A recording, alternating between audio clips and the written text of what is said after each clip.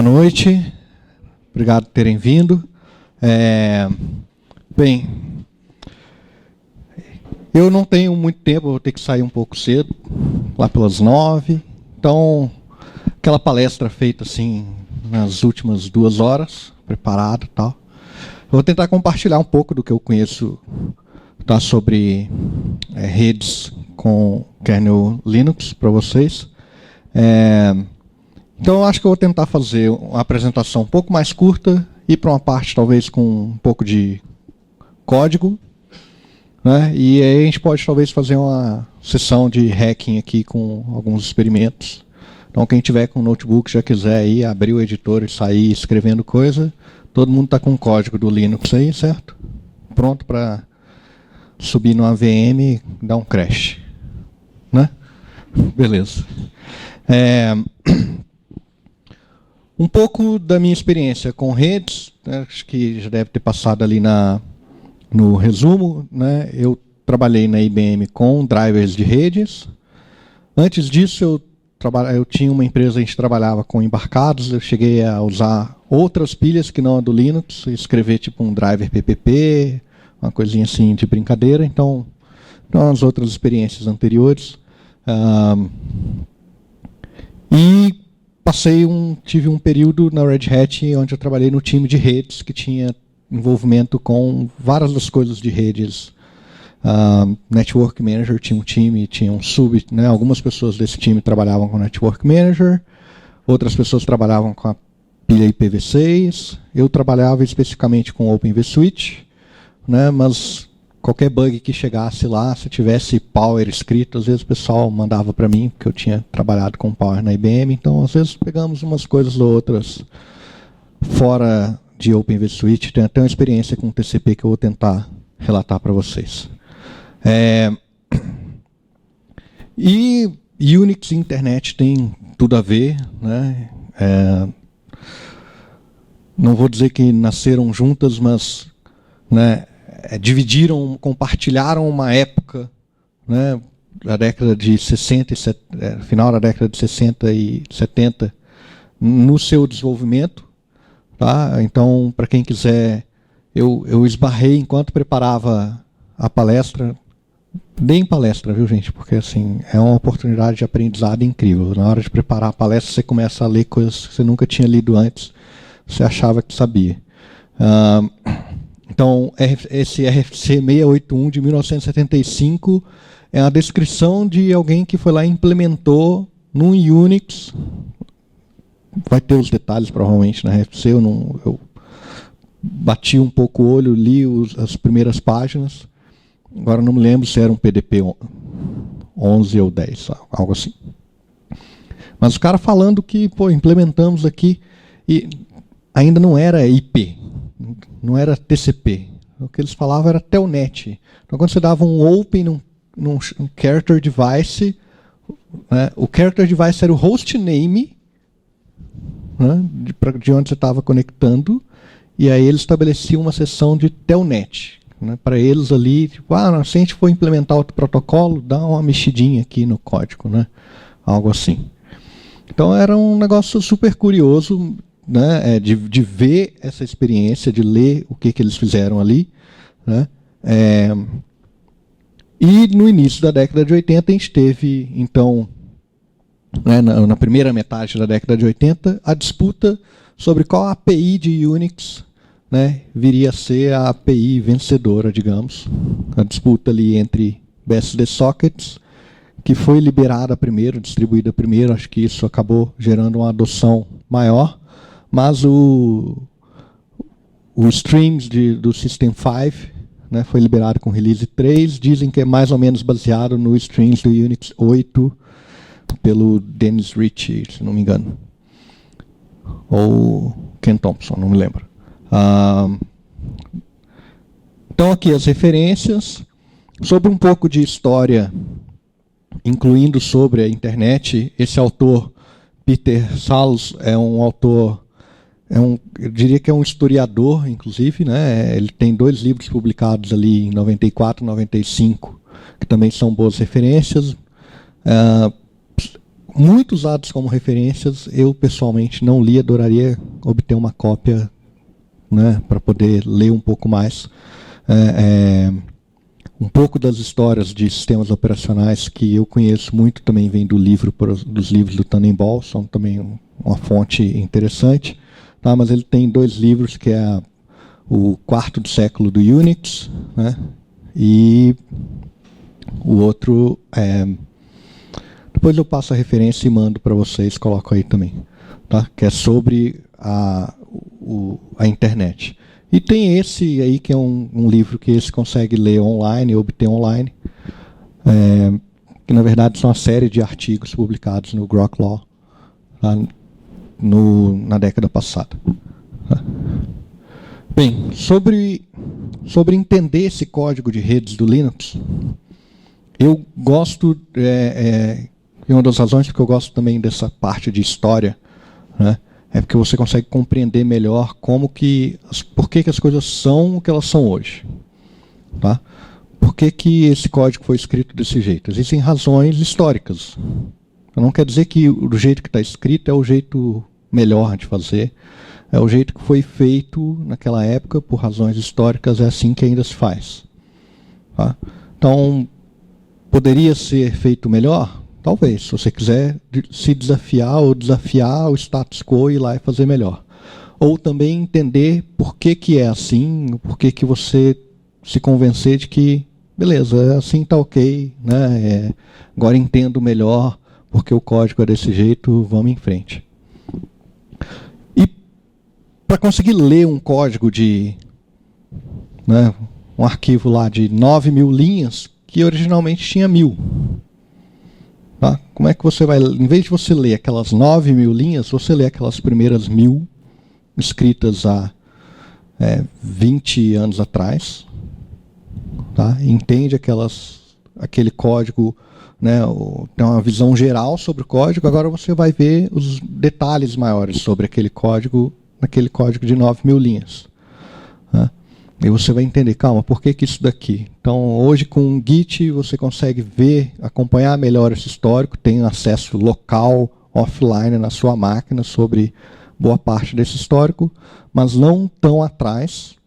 Tá? E aí eu recomendo seriamente obter versões antigas e ter acesso a elas. Tá? Vou tentar depois fazer uma demonstração um pouco com esse código.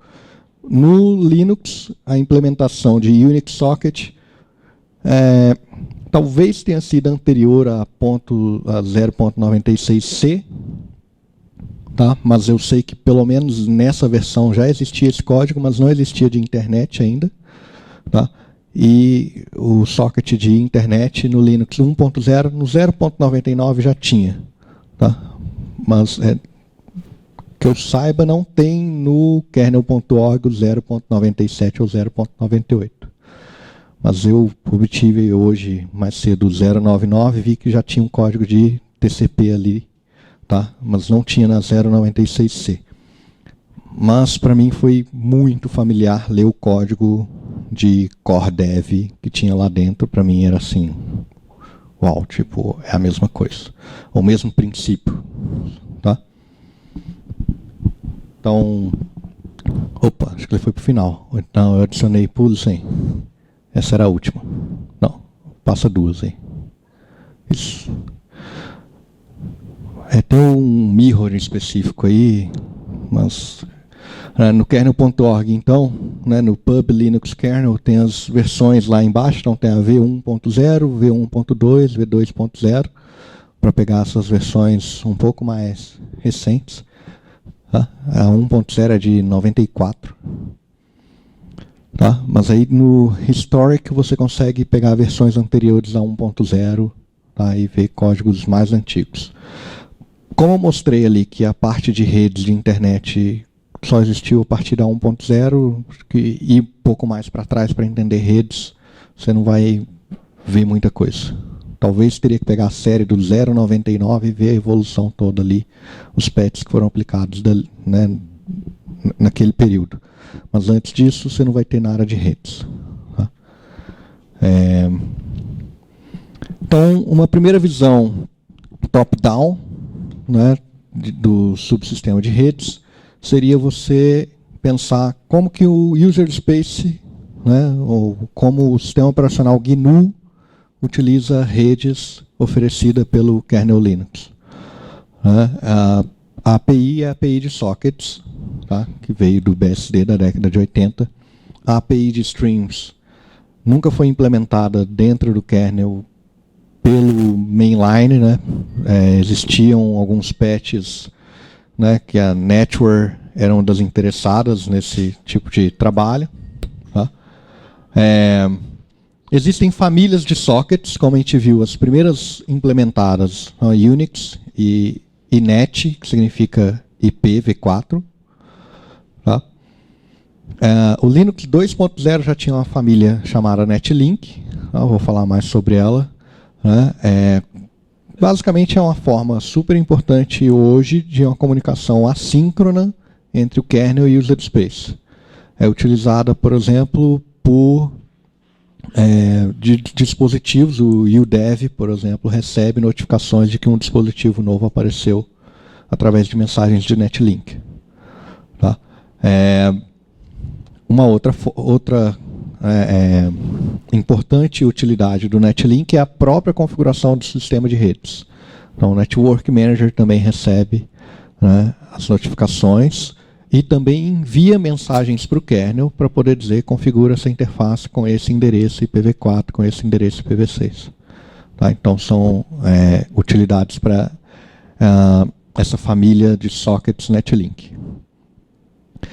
Quando a gente está falando de famílias como Unix e Netlink, a gente não tem uma pilha, né, como a gente pensaria no caso de IP, que a gente tem TCP, IP e o driver Ethernet. Tá? A família Unix é uma comunicação local, dentro da própria máquina. Né, o endereço pode ser um caminho, um path no sistema de arquivos. Então, geralmente, uma aplicação que quer comunicar localmente através de Unix Socket, ela cria esse arquivo através da API de sockets. Outro programa abre esse arquivo também através da API de sockets, e aí a partir daí eles trocam mensagens. Tá? Então, essa é uma possibilidade da utilização de redes. Nesse caso, todos são buffers sendo trocados entre duas aplicações, tendo aquela conexão, né, entre essas duas aplicações como ponto de troca desses buffers. Tá? Então você não tem uma pilha, não tem uma interpretação de cabeçalhos e tudo mais em relação àqueles buffers. Tá? No caso do Netlink existe cabeçalhos, existe uma estrutura da mensagem. A mensagem é interpretada pelo código que está manipulando, recebendo aquelas mensagens. Tá? Não no caso do Unix Socket, não dentro do kernel. Sua aplicação pode ter cabeçalhos, né, e lidar com aquilo ali de alguma maneira. Tá? No caso de Netlink existem os cabeçalhos. Mas não existe, né, uma pilha IP, não existe, né, transporte, sessão, redes, como a gente entende da tecnologia da pilha OSI. Tá? Então, aqui um exemplo, né, se você quiser escrever no user space com a GNU libc, né, um código de sockets para poder fazer a comunicação. Né. Aqui a gente considera o código um cliente. Tá? Ele utiliza aquela função connect. Então a função socket, ela permite você especificar a família. Então é aí que você diz, olha, eu quero, né, utilizar IPv4, IPv6, Netlink, Unix, Bluetooth, algumas das famílias. Né? Então, quero utilizar Unix. Né? O segundo parâmetro, ele especifica o tipo de comunicação. Tá? As duas principais são stream e datagram, né? Que é o SOC diagram, datagrama. Então, o datagrama, ele existe aquela separação do pacote. Tá? Quando você envia um pacote de 1000 bytes, o outro lado recebe um pacote de 1000 bytes. O stream, ele recebe um fluxo de bytes. Você manda aqueles 1000 bytes, a aplicação do outro lado pode receber os 100 primeiro e daí lê os 100 próximos. No caso de datagrama, se a aplicação leu 100 bytes, tendo sido enviados 1000, os outros 900 foram descartados. Tá? Então, esse tipo de conexão é especificado aí, tá, entre stream e datagrama. Existe o sec packet, é um outro tipo, que são pacotes sequenciais. O datagrama, por exemplo, também não garante, né, que os pacotes vão ser recebidos em sequência. O stream, né, dá essa garantia. É a diferença, basicamente, entre TCP e UDP. Tá? Então, quando você está usando a família INET e INET6, SOCStream, com o terceiro parâmetro 0, significa TCP. SOCDGRAM, com o terceiro parâmetro 0, significa UDP. Aí o terceiro parâmetro, ele permitiria se estender para outros protocolos que tivessem garantias similares. Tá? Sempre existe uma estrutura de dados que permite você especificar o endereço. Então, nesse caso aqui, é uma struct soc address unix, tá? Que eu chamei de SAN aqui. O primeiro byte dela é uma daquelas estruturas que permite você ter um tipo de polimorfismo. Então, o primeiro byte dela ali permite você especificar a família. E aí o tamanho dela é variável dependendo do tipo de família de endereço que a gente está lidando. Nesse caso aqui em particular, a gente tem SANPath, que são, se não me engano, 108 bytes. Tá? E vai de acordo com o padrão, né? Você usar um size-off, por exemplo, para poder limitar o quanto você vai escrever. No caso do Linux, man7 Unix, para poder ler mais detalhes sobre os tipos de endereços. Existe como utilizar endereços que não são visíveis no path, no sistema de arquivos. Tá? Então, é uma forma de comunicação específica do Linux que pode ser utilizada também. Então, o connect, você passa aquele endereço, tá? Ele agora, algum outro programa tem que ter criado aquele socket, utilizado geralmente a sequência que a gente chama de bind, listen e accept. O bind vai passar o endereço, qual ele quer esperar a conexão, seria esse mesmo endereço. O listen especifica o tamanho da fila. Tá? E o accept é para esperar conexões. Então, na mesma conexão, no mesmo socket de servidor, múltiplas conexões são aceitas. O accept retorna um novo file descriptor. Esse file descriptor que vai ser utilizado para comunicação com o cliente. Aqui no caso a gente usou o connect. E daí você pode usar write, read, close. Apesar de existirem as chamadas de sistemas específicas como receive, send, que aceitam flags para você poder especificar, né, algumas diretrizes daquele pacote em específico. Tá? Uma visão um pouco mais bottom-up, né? A gente então agora está pensando do ponto de vista de driver. Então eu vou escrever um driver de rede. O que esse driver tem que fazer? Enviar e receber pacotes. Tá? Quando ele recebe um pacote, né, você vai fazer um I/O, MMIO, port I/O, alguma coisa parecida, e vai passar ele para a pilha. Tá? Aí agora a gente começa a ver que existe alguma pilha ali que vai lidar com cabeçalhos e fazer encapsulamento e tudo mais para poder enviar, tá? E decapsular aquele pacote para poder passar para o próximo nível da pilha. Tá? Então, os pacotes geralmente eles são inseridos num backlog, tá? E esse backlog ele é processado hoje em soft-IRC, tá? Antigamente era o que se chamava bottom half. Tá? Eu não coloquei uma referência aqui, eu vou colocar depois, é um artigo escrito na época do desenvolvimento 2.5, escrito pelo Matthew Wilcox, sobre soft-IRCs, a introdução de soft-IRCs no Linux. Era um conceito que era rejeitado por um tempo e acabou sendo implementado porque foi determinado que era necessário para dar uma certa escalabilidade ao sistema.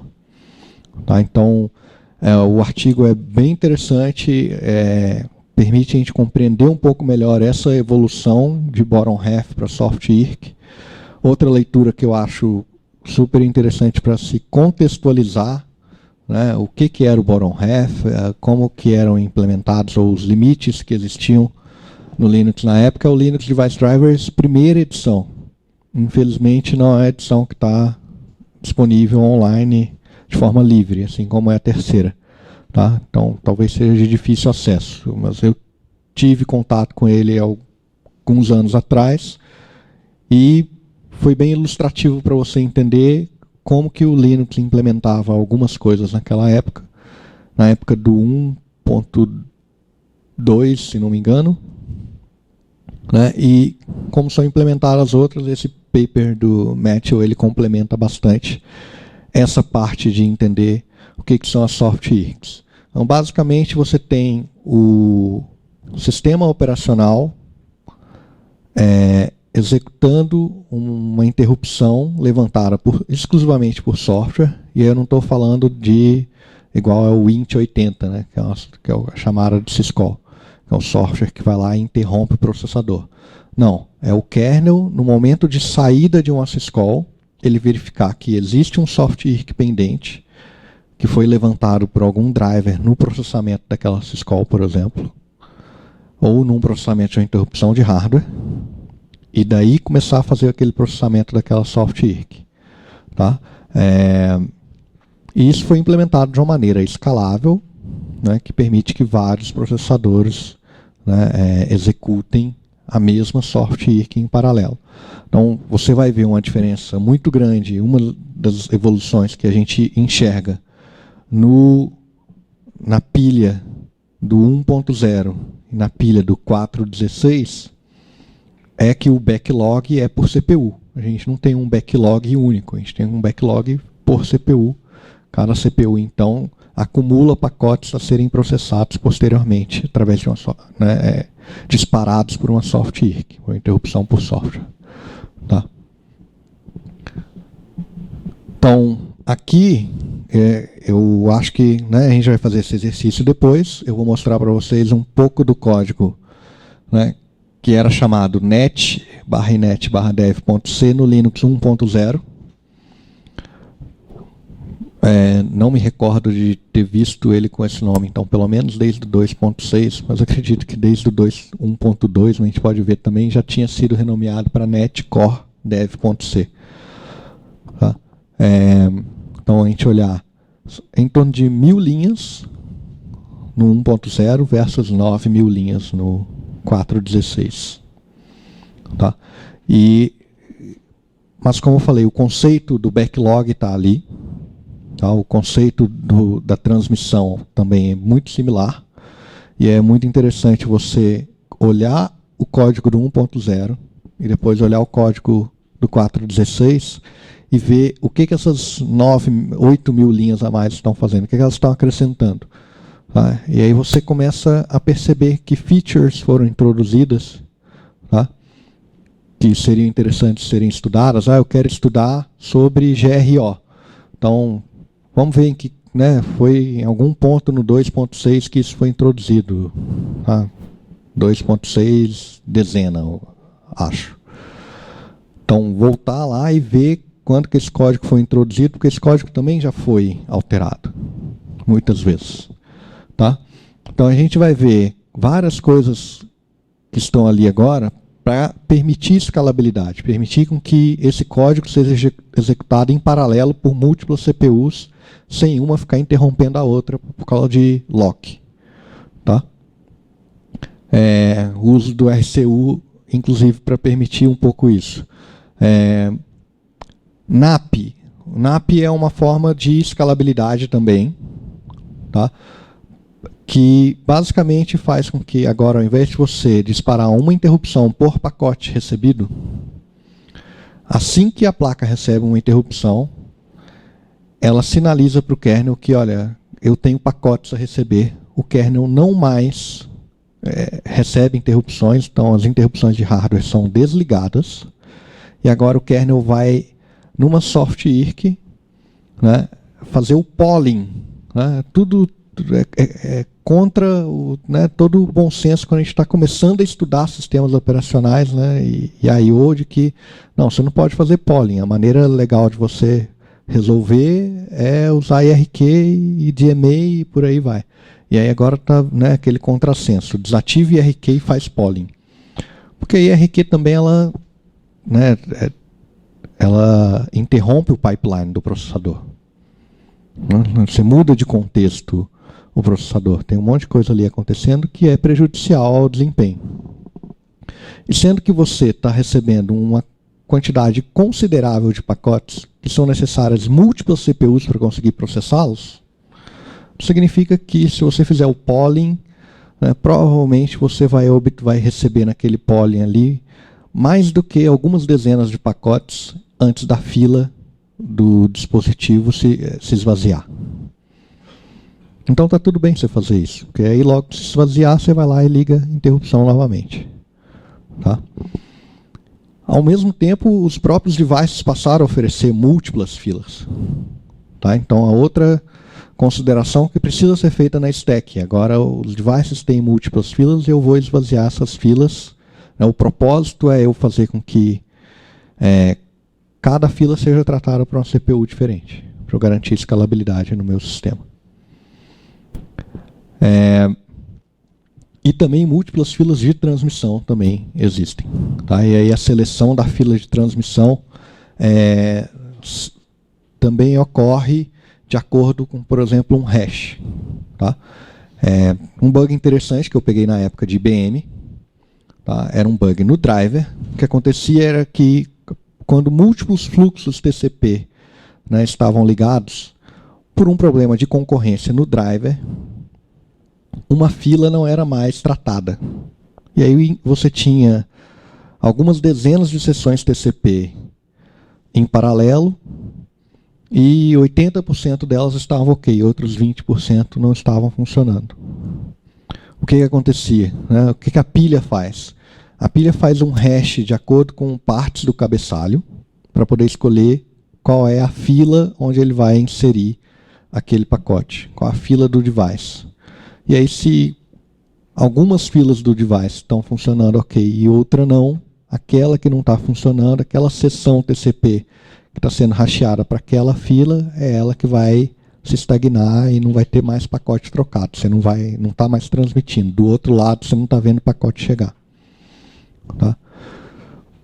Então, né, isso mostra aí essa questão das múltiplas filas funcionando do ponto de vista de transmissão. Eu estou um pouco enferrujado, eu acabei mencionando o RPS. É uma forma de distribuição também, mas já não me recordo agora dos detalhes o princípio de funcionamento de RPS. GRO vou falar mais à frente quando eu falar de TCP, tá, o papel dele, mas basicamente permite você acumular vários segmentos TCP em um único buffer antes de passar para a pilha, né, para o topo da pilha ser processado. XDP é relativamente novo, é algo que estava sendo discutido em 2015, 2016, para permitir com que programas em user space possam ter acesso direto às filas dos devices. Tá? Ou pelo menos para permitir algo parecido. Existe uma família, quem está familiarizado com a família Packet? Não? A família Packet, ela permite você, né, a família de Socket Packet, permite você pegar todo o pacote que chega num determinado device. É assim que funciona o TCP dump. TCP dump, o Wireshark. Tá? O que esses caras estão fazendo? Eles abrem um Socket Packet, né, fazem agora não sei se é um connect ou um bind, e aí o endereço é o nome do dispositivo, é TH0. E agora toda a pilha, quando o driver manda para aquele dev.c ali, lá ele vai ver, tem alguém esperando receber, tem esse socket aqui da família Packet, ele manda para lá uma cópia, e aí manda para a pilha TCP/IP fazer o resto. Né? Tratar normalmente aquele pacote, mas foi uma cópia para aquele socket packet que foi aberto pelo TCP dump. Tá? Então esse é o princípio de funcionamento. Então permitiu ali com que um programa em user space esteja lá acessando diretamente os pacotes que chegam. Não é diretamente, chegou nesse dev.c ali depois de ter sido feito um bocado de coisa com aquele pacote. Tá? Eu não vi os detalhes de implementação do XDP, mas o propósito era permitir algo. Né, existia uma certa pressão a criar um suporte que fosse estritamente específico de driver. Tá? Seria com que o user space tivesse acesso ao MMIO da fila de pacotes dentro do próprio dispositivo. Tá? Ou seja, através da chamada mmap, né, você mapearia aquela área de memória que pertence ao dispositivo ou que foi compartilhada com o dispositivo, onde o dispositivo está jogando diretamente os pacotes. Só que o dispositivo não joga o pacote com um cabeçalho Ethernet direitinho, não. Ele está jogando lá com um cabeçalho específico, que a gente chama de descriptor. Então você está tendo acesso àquela fila de descriptors do device. Agora o user space é muito mais rápido que o kernel, né? Mas provavelmente é para você poder escrever driver proprietário. Tá? Então, não façam isso. Tá? A gente quer driver livre. E o Linux, pelo uso da GPL, pelo menos garante que parte desse driver vai ser livre. Parte porque outra parte roda dentro do dispositivo, né, que algumas pessoas insistem em chamar de firmware, tá, mas é software. Mas está lá e geralmente a gente, né, não é um software livre, infelizmente. Mas pelo menos parte que está executando ali no seu host, a gente tem, né, a liberdade de estudar aquele código, de alterar aquele código, copiar aquele código.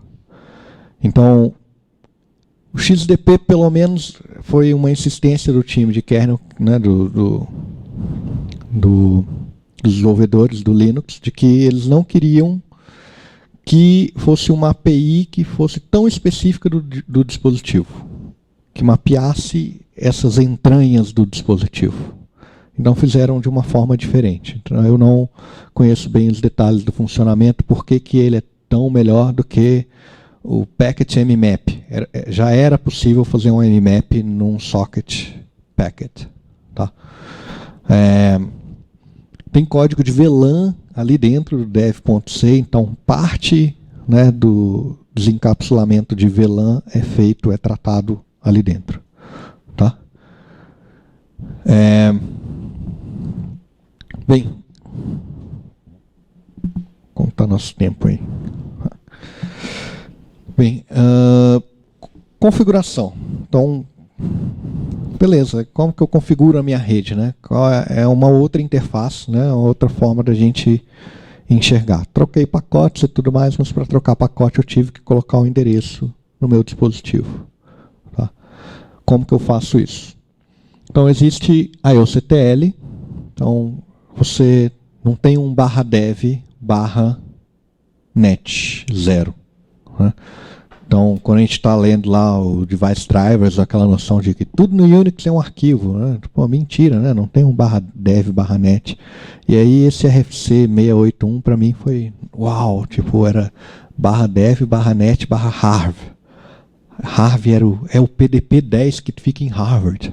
Tipo, era tão, né, escasso aquela internet, tipo, devia ter uma dezena de nós ali, de hosts ali, né? E tinha um que era tão, né, notório que tinha um /dev/net harv.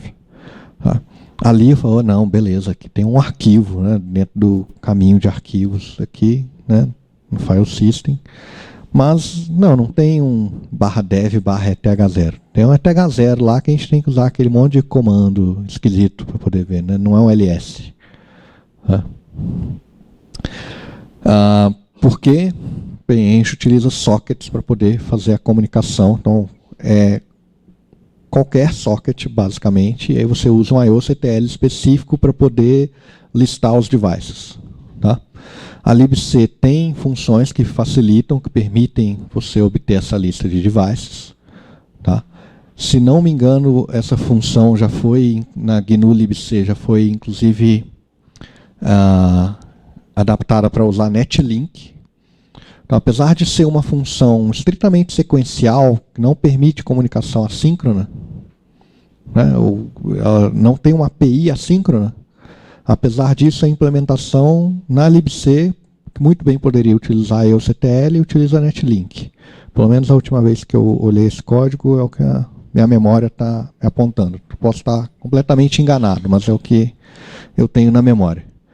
Tá? Então, o Netlink é outra forma de você fazer a configuração. Basicamente, é a diferença entre o ifconfig e o iproute. Então, quem já usou as duas ferramentas, tá?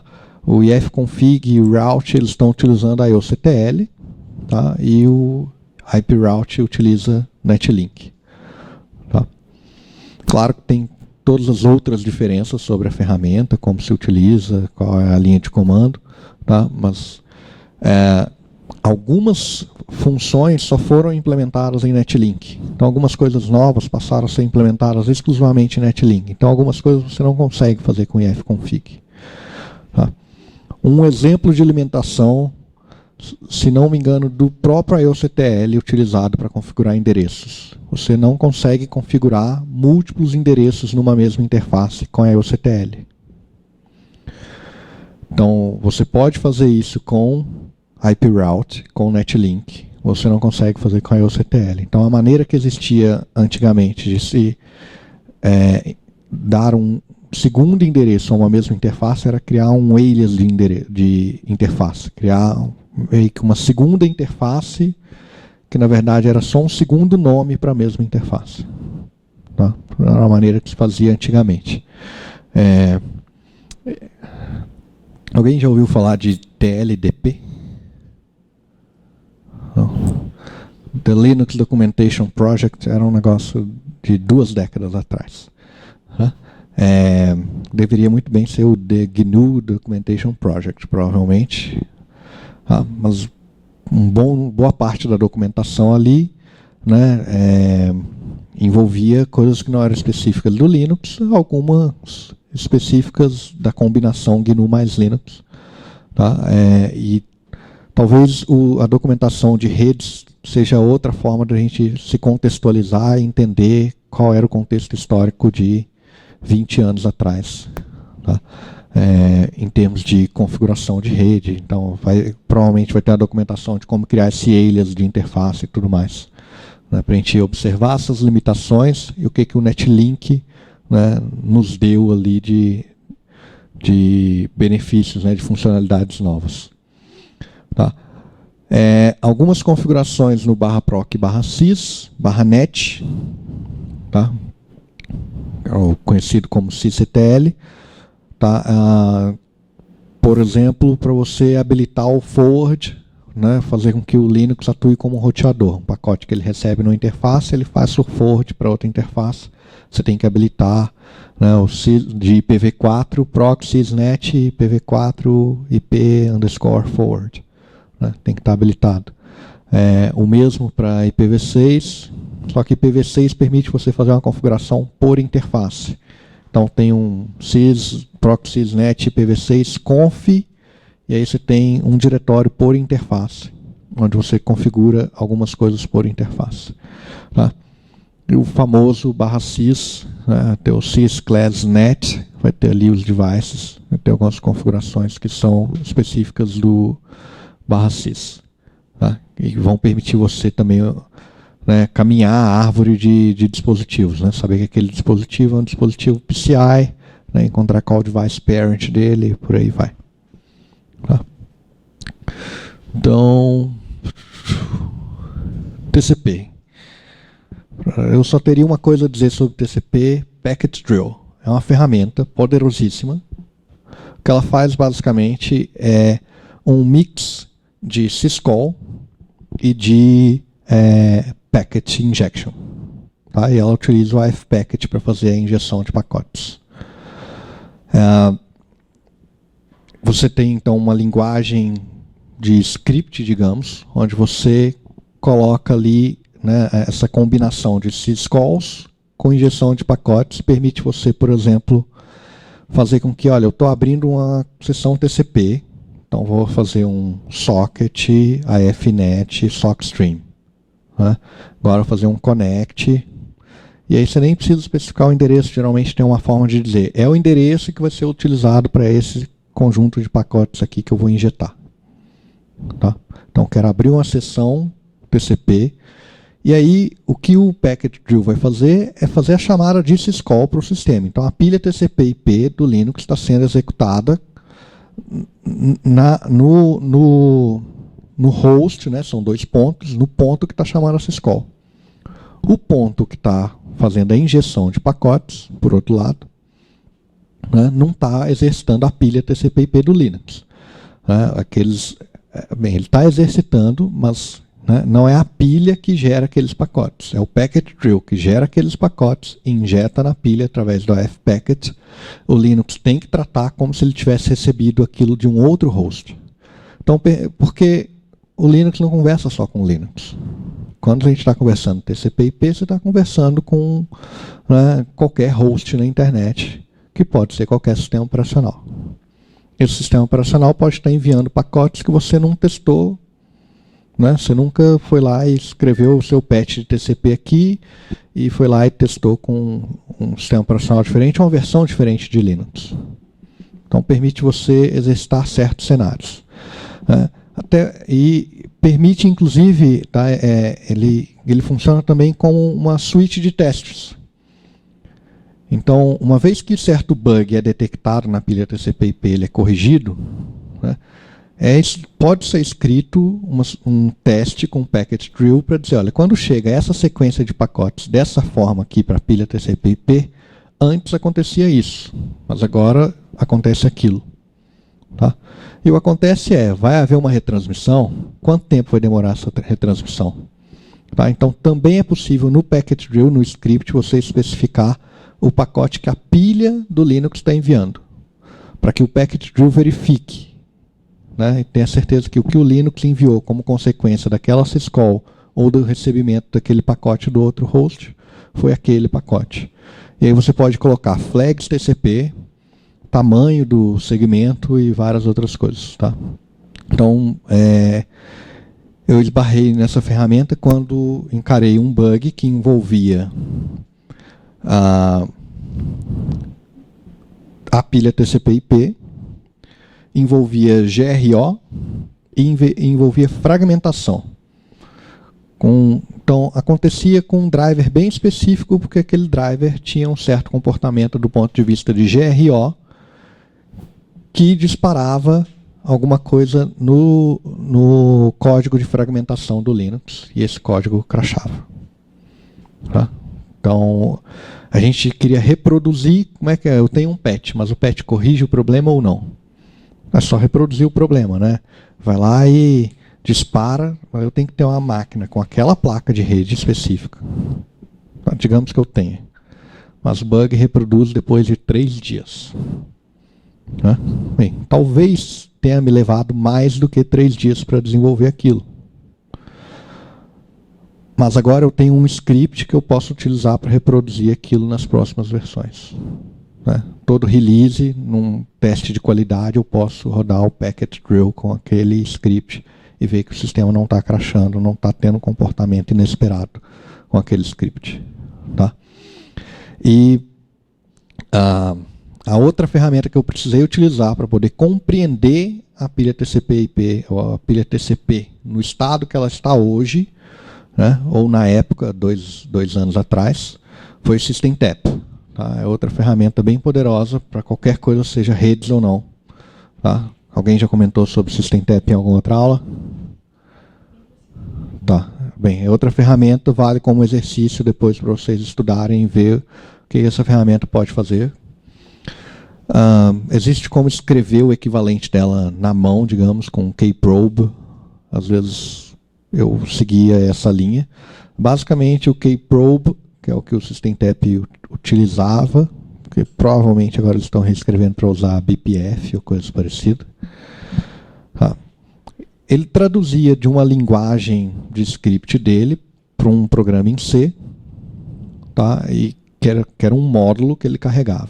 e utilizava o mecanismo de kprobe. Kprobe basicamente permite você pedir com que uma certa instrução ali no kernel chame aquele kprobe, seja, né, redirecione o código para o seu probe, tá, e depois execute o código original ali. Então, geralmente, alguns pontos costumam ser inseridos até pelo compilador para poder fazer essa injeção na entrada e saída da função. Mas no SystemTap você vai lá e especifica, eu quero esse arquivo, essa linha. Tá? E aí executava o seu código. Aí você podia fazer, imprimir as variáveis, né, da pilha que estavam ali. E aí ele imprimia, na verdade ele não imprimia via printk. Né? Ele jogava para o seu programa SystemTap, na parte de user space do SystemTap, e aí o SystemTap imprimia aquilo. Tá? Então você rodava o seu script, não tinha nada no DMESG, não estava aparecendo ali no seu console tudo que você mandou imprimir. Então era uma forma de poder, opa, beleza, vou injetar esse pacote aqui, mas aí quais parâmetros essa função TCP aqui vai receber? Tá? Porque é um conjunto de funções tão grande que você poder tentar ler, passar ali, vai receber, vai chegar aqui. Você tentar entender qual é a condição que permitia que aquele bug ocorresse. Tá? Então, qual era o complicador nisso tudo aí? Tá? É esse mecanismo de offload de segmentação. Tá? O offload pode acontecer tanto em hardware quanto em software. Então, o TCP, né, você está aquele socket string que eu falei. Né? Então, o que a sua aplicação faz? Write 50 mil bytes. Write 200 mil bytes. Um pacote IP não comporta 60 mil bytes, né, 200 mil bytes. 60 mil vai. Mas o que vai acontecer se você colocar 60 mil num segmento TCP? Vai haver fragmentação IP. Tá? E é algo que você quer evitar, tá? Porque aí exige que as coisas sejam processadas mais em ordem e tudo mais. Quebra um pouco toda a noção do tamanho do window TCP, que é outra coisa que também tem que ser observada pela pilha TCP. Ela tem que respeitar o tamanho da janela TCP na hora que ela vai injetar os pacotes. E a fragmentação ocorre porque tem que ser respeitado o MTU da interface local e de todas as interfaces pelo caminho. Né? Tanto é que existe um mecanismo que a gente chama de PMTU Discovery, que é qual é o menor MTU no caminho todo, né, no meu path. O offload da segmentação permite com que a pilha não se preocupe com quebrar aquilo em vários segmentos, mas o que isso dá à pilha? Escalabilidade. Ao invés de processar 50 mil pacotes, se eu tenho pacotes que são em média 5 vezes o tamanho, eu vou processar 10 mil ao invés de 50 mil. Né? Ganhei em escala, porque eu tenho que processar o cabeçalho de cada um daqueles pacotes. Os dados ficam para a aplicação, o problema dela é só estar lidando com um dado muito grande. Né? Mas a pilha está lidando com o cabeçalho, dividir o número de cabeçalhos por 5, por 10. Né? Agora eu posso processar 10 vezes mais pacotes. Né? Ninguém quer CPU parada. Né? CPU boa, CPU executando, certo? Então você aumenta o número de pacotes que você é capaz de processar com isso. E aí o offload pode ser feito em hardware, ou seja, seu dispositivo, se você passa para ele um pacote TCP de 60 mil bytes, ele vai quebrar aquilo ali em 40 pacotinhos, né, de 1.500. Né? Arredondando, porque tem os cabeçalhos ali em conta. Tá? Mas ele vai quebrar aquilo ali para você e enviar aquele número de pacotes na rede. Né? Se você colocar ali um TCP dump do outro lado no roteador, você não vai ver chegar um pacotão de 60 mil. A não ser que, na verdade, você tem o LRO, por exemplo, ou o GRO em funcionamento, que fazem o contrário. Quando a placa recebe aqueles vários pacotinhos, ela acumula aquilo ali num segmento único e entrega um segmento único para o sistema operacional, para o driver. Tá? Em software, isso é feito naquele dev.c que está uma camada entre o driver e a pilha IP. Então nem a pilha IP enxerga aqueles vários pacotinhos. Tá? Então você... mas eu estou processando aquele mesmo número de pacotes de qualquer forma. Você não está processando 5 vezes, porque você tem 5 camadas na pilha. Aquelas outras 2, 3 camadas acima ali vão processar uma vez só, enquanto, né, lá no início você conseguiu fazer aquele offload, né, bem no início da pilha. Então é feito tanto no recebimento quanto no envio. Tá? GSO, envio por software. Generic Segmentation Offload. TSO por hardware, envio. GRO, Generic Receive Offload, por software, é o receive, lado do recebimento. O Large Receive Offload é o por hardware, né, implementado no driver, esse offload. Tá? Acho que talvez tenha acabado aí, teria que voltar naquele slide 5, ou tem algum outro slide? Não, tem outro aí. Drivers, né? Quando recebi o convite para essa palestra, a única coisa que veio na minha cabeça foi driver. E tem muita coisa para falar sobre driver. Aquela parte ali de offload é uma delas. Tá? Não daria para fazer uma palestra só de drivers de redes. Né? Eu falei, vou ter que ser uma visão tão detalhada, né, e minuciosa que existem mais chances de eu me enganar e passar alguma informação errada, mas aí, calma, ninguém falou que era sobre drivers, só porque drivers foi a minha especialidade por uma época, não quer dizer que eu tenho que falar especificamente sobre eles. Então, consegui dar um overview, espero, né? Definitivamente não falei sobre 99% da pilha de rede do Linux. Como vocês podem ver, não falei sobre XFRM Transformation, que é uma parte que lida principalmente com criptografia, IPsec, por exemplo. Não falei sobre IPtables. Não falei sobre as 44 famílias de sockets que existem. Tá? Então, daria para a gente falar muito aí. Não falei sobre outros protocolos em cima de IP, como DCCP, SCTP, que tem implementações em kernel, UDP, ICMP. Né? IPv6 já é outra história. Você tem toda a parte de Neighbor Discovery, que, né, tem um código à parte dentro do Linux. Então, é outra área onde vocês podem atuar. Então, estou tentando enumerar aqui algumas delas aqui que me vem à memória agora. Tá? 2 diretórios, net e drivers net. Vocês podem tentar dar um DU lá e ver qual o tamanho de código que tem. Tá? É de assustar. A gente pode ver do 1.0 e poder falar, beleza, do 1.0 dá para ler tudo. Mais ou menos. Tem uns comentários que acho que pegou quase que o console todo. Então eu diria que 15 a 20 linhas para comentar 2 linhas. Tá? Tipo, algumas coisas. E como não era usado Git na época, o changelog eram comentários no início do arquivo. Essa era uma prática que eu observei até 15 anos atrás. Acho que ainda era uma prática que se observava bastante. Tá? Ou pelo menos boa parte daquilo ali ainda estava lá. Eu acho que ainda, se não me engano, ainda está, um bocado desses comentários ainda estão lá nesse código, mas 94, 95, até 98 eles mantiveram aquilo ali. Né? Depois, não, a gente mantém o changelog no controle de versão. Né? Foi um instrumento importante, inclusive, para estabelecer o Linux como um projeto desenvolvido por várias pessoas, que não tinha um único dono que pode simplesmente relicenciar. Né? Então, só para a gente deixar esse ponto claro. Tá? Não existe uma única pessoa capaz de relicenciar o Linux. Tá? Copyright funciona assim, viu, gente? Não é assim, tipo, uma pessoa é dona de tudo. Acontece em diversas situações. O direito autoral estabelece várias dessas situações. Por exemplo, quando tem uma pessoa que coordena tudo e tal, blá, blá, blá, diretor do filme. Né? Só que ele assinou o contrato, quem é o dono de verdade é o estúdio. Né? Pouco interessa se por lei seria o diretor. Né? Numa orquestra, né, o maestro.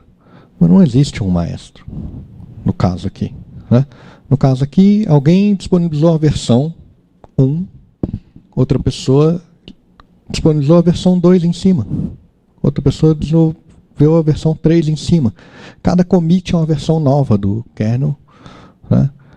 E aí você teria que, né, é o que é tratado na lei como obra derivada, tá? A obra derivada ela é permitida pela GPL, mas ela cria uma nova obra, com um novo direito autoral. Então, basicamente, você teria que pegar toda a cadeia de alterações para poder relicenciar e relicenciar uma a uma, né? Para você relicenciar a última versão, você tem que voltar um commit atrás e relicenciar aquele. Para ir recursivamente. Para relicenciar aquele, volta um commit atrás, até chegar ao primeiro Linux 0.01. Tá? Aí você discute se vai relicenciar ou sob quais condições. Tá? É a maneira, né, se a gente for escrever um algoritmo, é muito fácil. Né? Qual que é o algoritmo? Então pega a coleção de autores ao navegar esses commits todos, você vai ter ali, sei lá, 50 mil autores, pergunta para esses 50 mil. Os 50 mil, 100% deles, concordam? Então, fácil, resolvida a situação. Relicencia. Tá? É um algoritmo que, na verdade, implementa o que deve ser implementado. É voltar commit a commit, licenciar obra a obra até chegar na última. Compare o tamanho do código, eu vou fazer esse exercício com vocês também, do 8390C. Ele existe, esse driver, no 4.16, mas em vez de ser um arquivo, são vários agora. Né? Aí o conjunto desses vários arquivos, mas esse arquivo é só para essa placa. Tá bom. Ainda assim, vai separar então, vai fazer o exercício de separar o que é cada um. É difícil, você tem que ir lá e fazer. Não preciso ler essa parte do código, não tem nada a ver com a placa que eu quero entender. Né? Então, 8390 no 4.16 não é tão grande assim. É quase o mesmo tamanho do 1.0. Tá bom. Tá bom. Mas você não tem que corrigir o código do 8390. Te deram o trabalho de corrigir o código do XGBR. Né, Maurício? Um driver de dezenas de milhares de linhas, comparado a algumas poucas centenas do 8390 do 1.0, comparado a um punhado de milhares do E100. Tá? O driver mais básico, sem fazer utilização daquelas dezenas de funcionalidades que foram introduzidas ao longo desses vários anos, você vai fazer um alloc netdev, passar uma função setup que vai preencher alguns membros da estrutura. Tá? Por que o próprio driver não preenche? Porque essa função setup pode ser compartilhada. Tem a função header setup, que todo driver de Ethernet vai preencher igual aqueles membros da estrutura. Então aí você consegue compartilhar esse código, né, com esse setup aí. Você vai ter um struct net device ops, que você vai preencher na struct dev ali, netdev, e fazer um register netdev. Então, antes de fazer o register, você tem que preencher essa, né, netdev ops aí, que basicamente diz quais são as funções que vão ser chamadas. Aqui eu especifiquei exclusivamente start.smith, que é a função que transmite o pacote. Tá? É isso que ela faz, transmite o pacote. E quando o dispositivo recebe o pacote, tá, comum é chamar netif-rx. Algo que merecia um slide por si só, acabei por não escrever. Foi até bom, porque eu certamente ia me enganar sobre ele, é a struct skb. Tá? Essa struct é um socket buffer. Tá? É um pacote, basicamente. Tá? E existem várias funções para você manipular esse pacote. Tá? Ele tem um ponteiro para o buffer, mas também tem um ponteiro para o fim do buffer. E tem um ponteiro para o início do buffer alocado, né? Que é o ponteiro para o buffer, na verdade, é para o pacote. E o ponteiro para o final do buffer alocado, é isso? Algo assim? E aí as várias funções manipulam um ou outro desses ponteiros, Tá? Basicamente é uma forma que permite, imagine a seguinte situação. A gente recebeu do user space um segmento TCP ou um buffer, né? E a gente quebrou esse buffer no segmento TCP. Então aloquei uma memória, um buffer, para poder copiar isso daí. Só que imediatamente depois eu vou querer preencher no início do buffer o cabeçalho TCP. Se eu não reservei esse espaço antecipadamente, eu vou ter que mover o buffer. Você não quer fazer isso. Tá? Por escalabilidade. Cada pacote você tem que mover. Para cada nível da pilha, você tem que mover o pacote. Então é reservado, né, um espaço no início do buffer para você fazer. Não vou falar o nome da função, porque eu vou me enganar. Porque tem uma função put, pull, push. Eu já não lembro agora da outra. Tá? Eu não sei qual delas é chamada para você colocar no início. Tá? Sempre tem que consultar o manual, né? Também conhecido como código-fonte. Tá? Ou uma colinha que a gente, né, tem que ter sempre. Então acho que talvez por causa de uma barreira da língua, não sei se para quem fala inglês nativo é tão óbvio que cada uma dessas faz. Put, push and pull. Então uma delas permite você ampliar o tamanho do início do buffer e jogar o cabeçalho ali. E quando chega no nível do IP, a mesma coisa é feita. Você tem que colocar o cabeçalho IP. E quando chega no Ethernet, cabeçalho Ethernet. Então você tem que alocar essa margem aí para não precisar mover, tá, o payload a cada nível da pilha. Então seria o nosso outro slide sobre o SKB. Então, da mesma maneira, quando chega o pacote no dispositivo, você tem todos os cabeçalhos, e à medida que você vai movendo na pilha, também existem outros ponteiros, um ponteiro chamado MAC Header, Network Header, que vão apontar para os respectivos cabeçalhos, né? E vão sendo manipulados ao longo da pilha para poder especificar isso. Que aí permite com que... Porque quem consegue dizer que aquilo ali é IPv4? Qual nível da pilha consegue dizer que aquele buffer recebido é IPv4?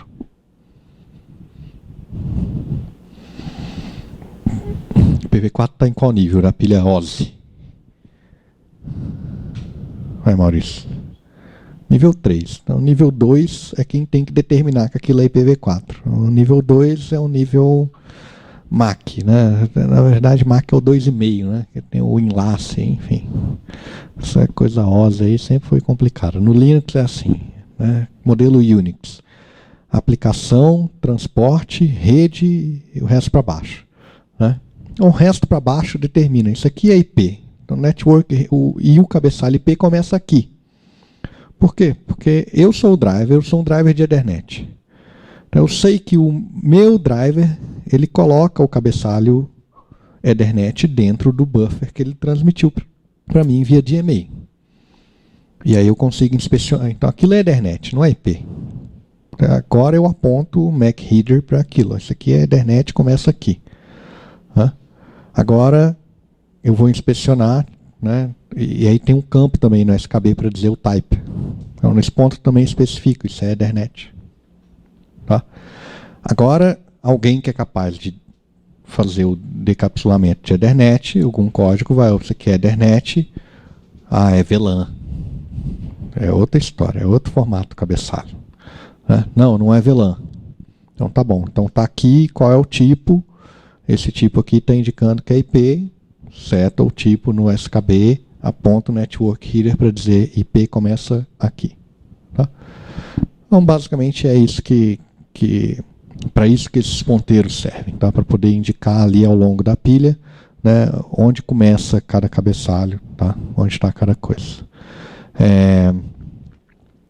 Um código interessante da gente ver é o loopback, porque tem que ser o driver mais simples desse negócio todo. Na hora de transmitir, ele recebe. Então, ele não tem interrupção. não tem backlog, não tem fila. Tipo, a stack já tem as filas necessárias. Então, né, alguém na pilha disse que era para transmitir nessa interface. Agora, chama aquela start_xmit. O start_xmit faz netif rx. A gente vai ver que não é tão simples assim, porque não é tão simples assim. Tá? É quase. Né? Vou ver do 1.0 se era mais simples ou quão mais simples era. Mas não ficou tão mais complicado, felizmente. Tá? Agora eu acho que acabou e agora é o slide 5, que seria o slide 13. Tá aqui um exercício também possível para quem quiser fazer. Tá? Um driver TUN_tap, tá? Ele é o TUN.c. Tem o tap.c, que não é a variante tap do TUN_tap. Ele é uma biblioteca para o MAC-VTAP e o IPTAP ou coisa parecida. São coisas novas. Tá? E aí, em algum ponto recente da história, recente, quero dizer, pós-Git, né, alguém foi lá e quebrar, não, tem uma manipulação de fila aqui, de pilhas e de filas feitas por esses dois drivers aqui, eu vou dividir num arquivo tap.c. Sei que eu abri ele e falei, calma, é o TUN ou é o tap? Né? São variantes, tá? De novo, sempre o TUN é para você emular, digamos, uma conexão ponto a ponto. Tá? Então, não tem cabeçalho Ethernet, por exemplo. O TAP é para você emular uma conexão estilo Ethernet com múltiplos, né, nós na rede. Tá? Então, emular como? Tá? Você consegue em user space implementar um driver de redes. Tá? Você abre esse device, quando você fizer esse IOCTL aí, vai aparecer lá para você uma interface com esse nome que você passou, esse name. Então você vai lá e faz TUN0. Vai aparecer aquele TUN0 lá. Você configura o endereço. Quando você der ping, o que o ping faz? Abre um socket, manda para a pilha IP. Né? A pilha IP decide que vai... Tem todo o código de roteamento, que a gente nem mencionou aqui também. Tem todo um código de roteamento para determinar para qual interface vai sair. Determinado qual interface vai sair, aquele arquivo dev.c lá vai chamar o xmit. Tem outra coisa, tem o scheduler. Na verdade, quando você transmite, existe toda uma configuração que pode ser feita de fila de transmissão. Né? E aí tem os escalonadores da fila que vão determinar. Tá? Isso é feito para, por exemplo, fazer um controle de fluxo da interface. Tá? Quem implementava provedor antigamente, né? Até hoje, mesma coisa. O cara vai lá, você contratou 10 MB. Você tem uma linha que é capaz de transmitir 200. O provedor tem que, de alguma maneira, lá na hora que chega, né, decidir que ele vai jogar seus pacotes fora. Tá? E da mesma maneira, quando você vai fazer o download, na verdade essa que é a parte mais importante, né? Quando você faz o download, né, ele tem que ter uma maneira de limitar que você vai receber só 10 MB. O que ele faz? Coloca um esquema de fila. Se vazar mais do que 10 MB, né, ele tem aquele escalonador que está contando e que vai, opa, joga isso fora. Né? E aí tem vários algoritmos para fazer isso. Você tem que lidar com situações de burst, né? Quando chega, você não está recebendo nada, de repente chega aquele monte de pacote de uma vez só. Você vai lá e permite, não, deixa aí, tá, deixa aí, 50 mil de uma vez, tal. Mas aí já cortou o seu bucket todo embora, você não tem mais, e vai enchendo o balde, né? O algoritmo de balde, né? Vai enchendo o balde a cada tantos milissegundos, você vai ganhando ali um número de pacotes, pode chegar um burst novo com aquele número de pacotes. Né? Esse é um algoritmo possível para isso. Então, o ping vai mandar, então, vai decidir que vai para o seu TUN0. Você configurou o endereço IP tal que, né, vai para o TUN0. O transmit do TUM, né, desse driver, tá? O XMIT dele ali, ele vai jogar para uma fila que você vai conseguir ler com read, esse character device. Tá? Então, quando o pacote é enviado pela stack, você lê, né, o pacote, e aí o que eu faço com isso daqui? Né, agora que eu li esse pacote. Posso implementar um túnel. Posso enviar por outra interface encapsulado dentro de TCP. Então, IP dentro de TCP. Mais ou menos que o tal do OpenVPN faz. Exatamente o que ele faz. Tá? Ou estou implementando o emulador, o QEMU. Então, quando o host enviou um pacote, eu quero enviar ele para o guest. Então, eu envio aqui no descriptor do dispositivo que eu estou emulando. Para o guest poder ler aqui, o driver do guest vai poder ler isso aqui. Né? E quando o guest ou vem alguma coisa do túnel, né, o nosso programa em user space recebe aquele pacote, ele faz um write, que vai chamar aquele netif rx, que vai para a pilha, e a pilha vai decidir, opa, é um PONG, né, do CM Echo Reply, CMP Echo Reply. Então, é IP, vai para a pilha IP, é CMP, é um Echo Reply. Vai para esse socket aqui que esse programa ping abriu. O ping recebe, PONG. Então, esse é todo o trajeto feito ali quando a gente está utilizando o TUM. Tá? Vou ligar então o meu computador e a gente pode ver um pouquinho de código. Né? Bem, a gente tem uma meia hora. Perguntas, dúvidas, ou o que vocês querem focar para a gente ver de código aí?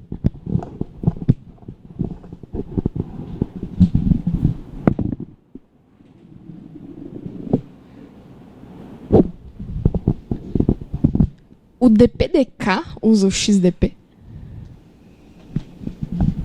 Tá, eu trabalhei com DPDK. Eu trabalhei com Open vSwitch, com e uma das funcionalidades era usar o DPDK. Na verdade, ele implementa o driver em user space. Então, boa parte do driver é feita via user space e utiliza-se geralmente VFIO. Ou seja, o mesmo mecanismo que você utiliza para... A câmera está ali, né? Então, o mesmo mecanismo utilizado para você passar uma placa PCI direto para um guest, que é o VFIO, é utilizado pelo DPDK. Algumas versões do DPDK utilizam o UIO, que é uma versão de driver em user space, mas que exige que o kernel implemente algumas partes específicas daquele device. Então, na verdade, você teria que ter um driver de UIO no host para cada device. Né? E aí você tinha que carregar um driver específico da sua placa, que era um driver de UIO para permitir fazer isso. Uma das coisas que eu implementei logo que eu comecei esse trabalho foi o que eles chamam de, se não me engano, o nome que acabou sendo dado era Split Packet ou Split Queue. Basicamente permitia que você... existe uma outra coisa que pode ser feita, se não me engano, via ETH2, você consegue configurar com que certos pacotes, então é feito através de hashes, né? Então um pacote com endereço IP e tal. Então é feito isso no dispositivo. O dispositivo você configura aquele filtro para que aquele tipo de pacote com aquele endereço IP, por exemplo, de destino, vá para uma fila específica. Então, esse é um mecanismo utilizado dentro da própria pilha do Linux. E esse mecanismo de split queue permitia com que você isolasse algumas filas para que essas filas funcionassem, porque PCI passou a implementar o que a gente chama de Virtual Function. Então, você permite com que algumas funções, que o dispositivo apareça como se fossem vários dispositivos, esse virtual aí, e aí você pode, através de VFIO, passar esse dispositivo virtual para outro para um guest, por exemplo, ou nesse caso para o DPDK. Então, o que a gente fazia era direcionar alguns pacotes que chegavam para a função virtual. O mecanismo da função virtual, a princípio, é por MAC address. Então, dependendo do MAC address, vai para uma virtual function ou outra virtual function. Mas aí esse mecanismo permitia com que você colocasse pacotes UDP para porta tal, endereço IP de destino tal. E aí a gente conseguia fazer um experimento e um exemplo lá onde a gente fazia uma configuração para que uma aplicação, hipoteticamente um servidor de DNS, pudesse utilizar DPDK. Então, eu direcionava todo o tráfego da porta 53 para aquela fila, e na fila, no número da fila estava codificada a virtual function. Ou seja, ia sempre para aquela fila daquela virtual function, e aí via VFIO de PDK tinha acesso a todo o espaço de PCI, config space, MMIO space. Então esse é o mecanismo utilizado. Se existiam planos para utilizar XDP, não me recordo, mas Open vSwitch e DPDK não eram os únicos players. Então existia uma série de outros projetos em desenvolvimento para poder fazer, para atender as necessidades de virtualização de redes, né, as necessidades de inclusive fazer funções virtuais, e aí, funções no sentido de aplicação, né? Senão, na área de telecom, cada aplicação, na verdade, é uma máquina de dezenas, centenas de milhares de dólares ou milhões de dólares, e os caras querem colocar isso numa VM rodando em servidor de prateleira. Né? Eu posso fazer o trocadilho da prateleira aí. Rack ou shelf, mas... Né? Então, colocar um Intel x86 lá no rack e joga uma VM para poder fazer a função que esse equipamento, né, de outro fabricante aqui de dezenas, centenas de milhares de dólares fazia antes. Eu posso fazer um upgrade sem trocar o hardware. Né? Mas com a série de necessidades ou requisitos que vinham deles, exigiam que se criasse toda essa tecnologia de virtual function, de que o hardware vai mandar direto, a latência tem que ser mínima, etc. e tal. Então, uma das desculpas para se usar software proprietário no DPDK, porque ele não é GPL. Né? Então, são os riscos que a gente tem que considerar, né? Que infelizmente isso vai ser utilizado como ferramenta para poder implementar features exclusivamente em software não livre. Então, né, a gente está dando esse poder para eles de certa forma. Acho que, né, é algo que a gente tem que tomar cuidado.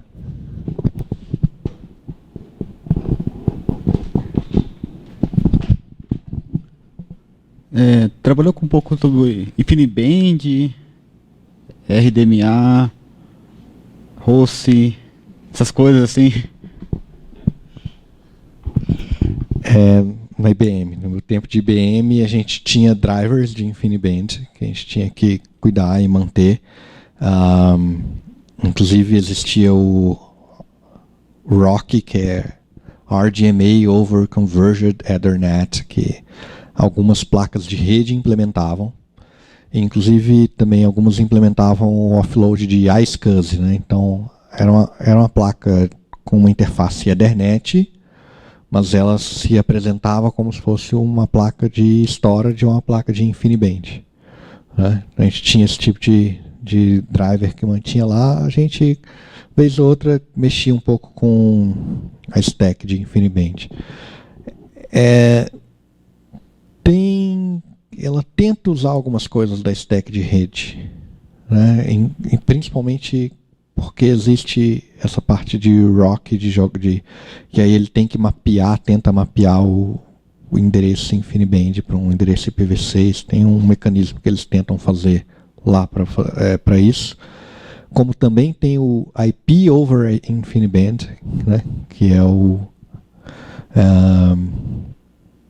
é que é um driver de redes que tenta utilizar o RDMA para poder fazer a transferência de pacotes IP. Então, IP sobre... Eu já não sei dizer se é sobre RDMA ou sobre InfiniBand, né, que também existe aí o...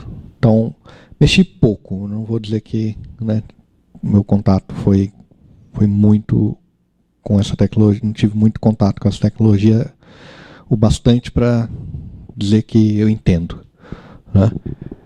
Sobre ela no Linux, tem o drivers InfiniBand, então você vai encontrar pouca coisa disso dentro de net e drivers net. É encontrar no drivers InfiniBand toda a stack InfiniBand ali. E você vai encontrar algum uso de SKB, por exemplo, ali. Então, conhecimento sobre a stack de redes vai te dar algum pouco benefício sobre a compreensão da stack de InfiniBand. Tá? Então, não existe tanto... Né, não tem uma família, um address family de InfiniBand, você abre um socket, tem todo a API deles, se não me engano, com dispositivos de caractere, né, /dev /UCM para fazer o unconnected ou coisa parecida, né? Então é uma API diferente e um stack diferente, tá?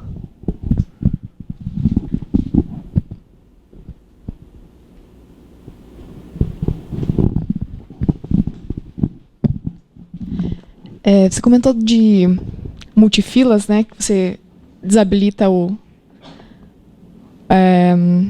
a interrupção e faz pooling para evitar overhead. Mas isso aí é só quando vem um burst, certo? De pacote. Você desabilita. Eu diria que é quase sempre.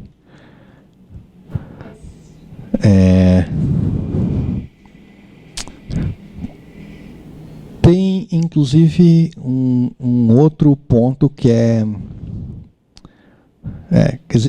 existe até uma outra forma de você tentar limitar isso, que chama RQ Coalescing.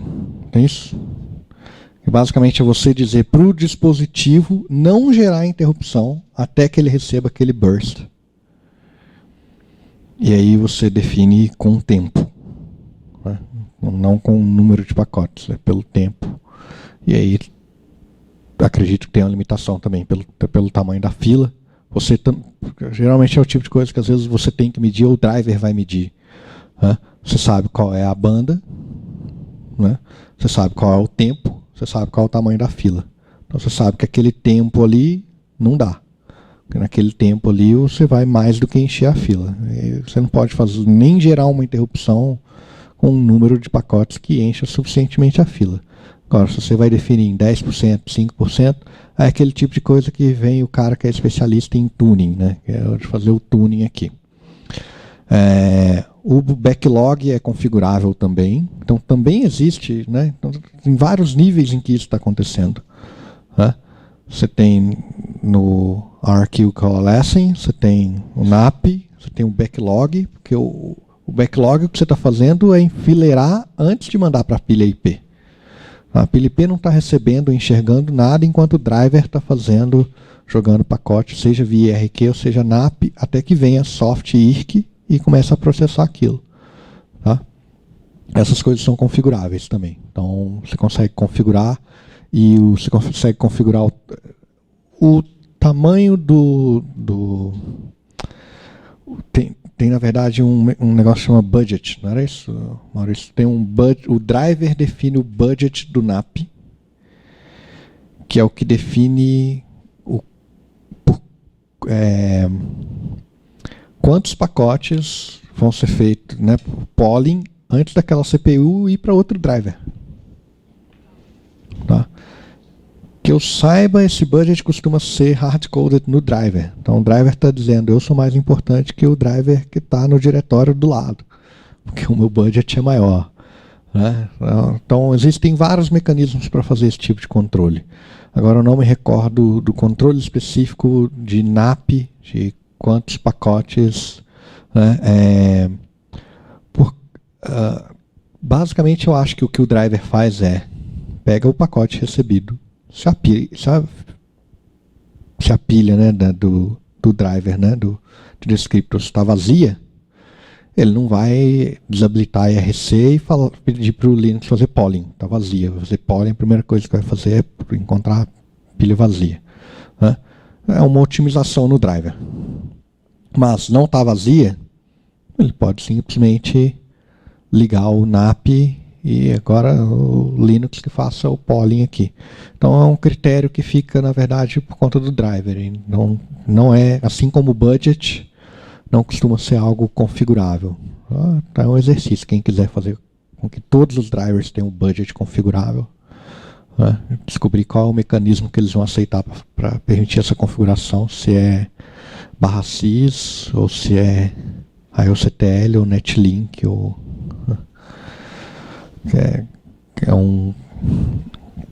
se não me engano, esse é o status quo, que é hard-coded, e que aí a decisão também de fazer polling ou não também é hard-coded, é o próprio código do driver. Então não tem nenhum valor, que esse budget está numa estrutura comum, né, estrutura do NAP. Né, mas essa parte de decisão se faz snap ou polling ou não é por conta do driver, se não me engano.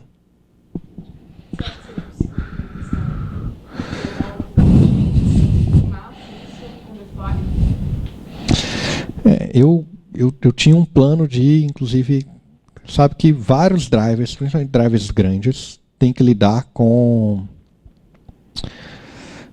eu esqueci exatamente qual era o problema, mas eles têm que lidar com a situação de GRO e LRO, em que eles vão receber buffers muito grandes, né, e você quer evitar cópias. Então, na verdade, quando você configura o DMA, você pode configurar para já cair dentro de um buffer de um SKB. E aí você tem um pool de SKB que você reutiliza à medida que chega um pacote. Ele utilizou parcialmente aquele pool de DMA, porque existe uma chamada DMA Map, que é necessária em algumas plataformas. E aí todo driver tem que fazer. Uma plataforma em que é desnecessário compilado para static inline nada, ou seja, vai gerar código nenhum, mas na plataforma em que isso é necessário, é uma operação cara, mas mais do que cara, ela é pouco escalável. Então,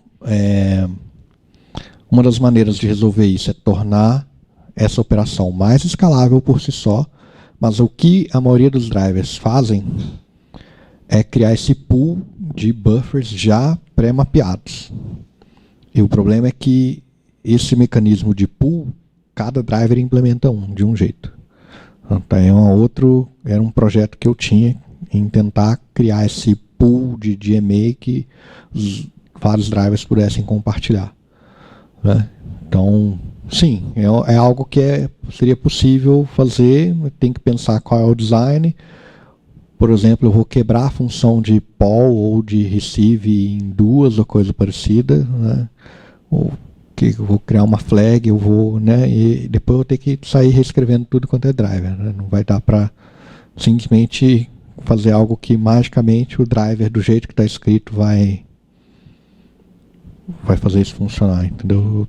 Ou certamente não seria tão trivial assim, porque o driver pode ter um mecanismo de locking que não espera que você chame o polling sem ele ter ligado o polling explicitamente. Então, só porque você mandou um pacote e você liga o polling nas costas dele, né?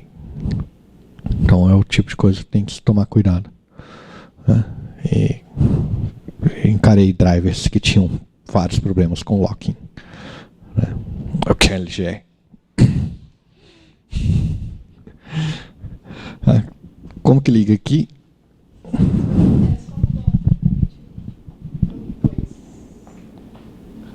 Pode.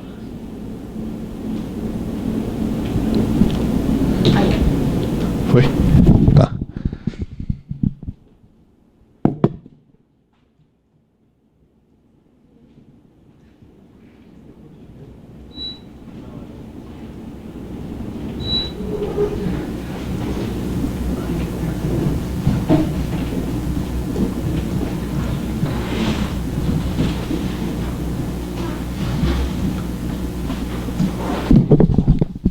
Então esse é o dev.c do Linux 1.0.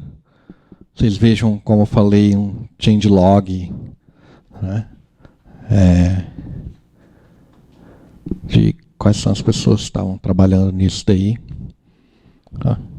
Acho que é desses changelogs que vem para mim a reputação do Alan Cox, como além dele tinha a própria árvore dele, né, o AC.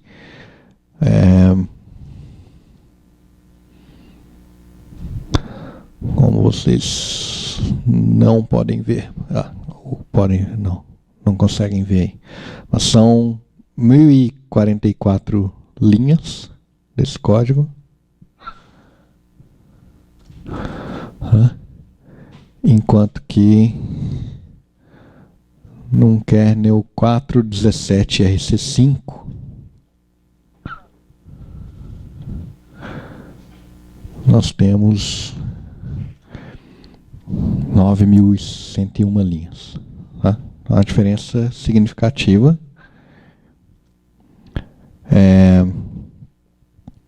Vou mostrar para vocês um pouco desse. Aqui basicamente ele adicionando handlers, tá? Para cada tipo de pacote.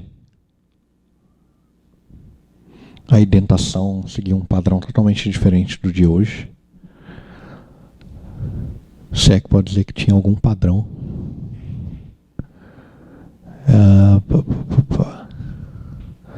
Tá. Então ali ele estava pegando os handlers. Dev check. Deixa eu chegar onde eu quero. Aqui.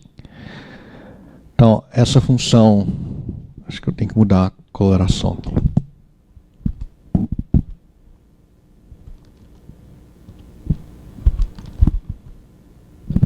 Já tá.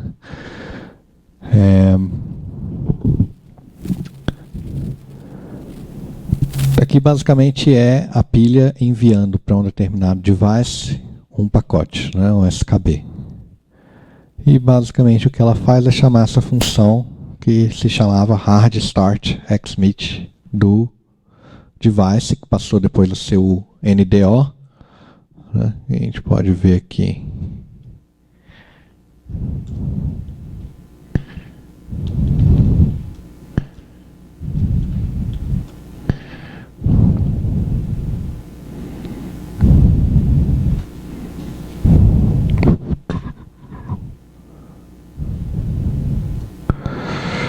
Essa xmit1 aqui, na verdade.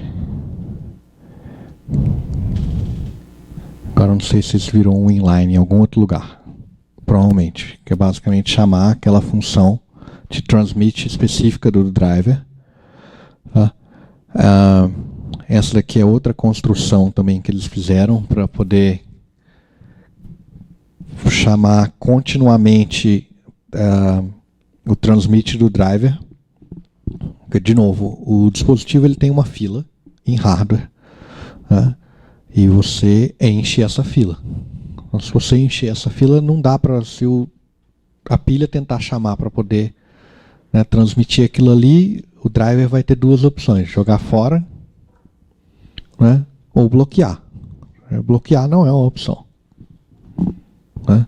Em soft-IRC, né, o que muitas vezes é onde acontece a transmissão, né, em várias situações é em soft-IRC que acontece, você não pode bloquear, não é uma opção bloquear. Tá? Então, ou você consegue colocar na fila ou você dropa. Então, um mecanismo para evitar isso é o mecanismo do scheduler. Tá? E o outro é permitir com que o driver sinalize que, olha, a fila está cheia. Tá? Mas o que acontecia antes era o envio de um único pacote cada vez que essa função era chamada. Então, agora permitiu-se com que a pilha consiga enviar um lote, né, em lote os pacotes. Tá? Então, um mecanismo introduzido há uns 3, 4 anos atrás, se não me engano. Tá? Tem esse xmit complete aqui, basicamente.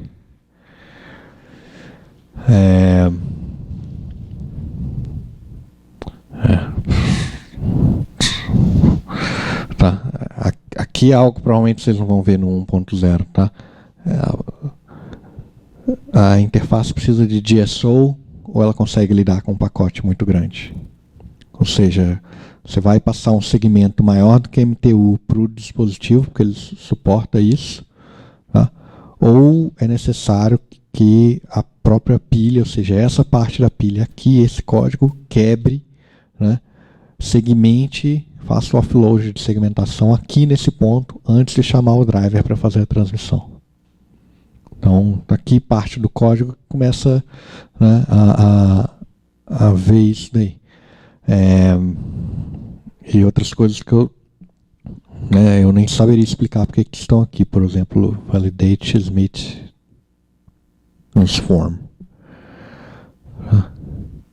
Então, vocês terem ideia de como que tudo relacionado à transmissão aumentou significativamente para poder suportar essas várias funcionalidades.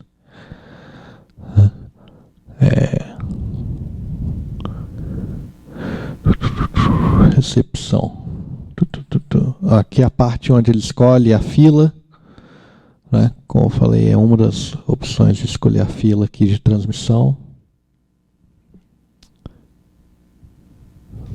Isso aqui talvez fosse o equivalente da função que a gente tinha no 1.0. Aqui, backlog. Então existe um tamanho máximo configurável, se não me engano, via sysctl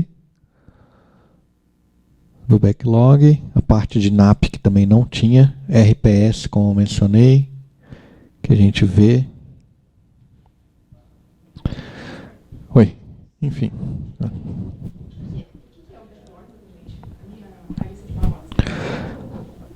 É o tamanho máximo do backlog que antes de você disparar a SoftIRC. Tá? Então você ou o máximo, né? Você vai disparar a SoftIRC, mas você pode estabelecer um máximo que você vai disparar de imediato.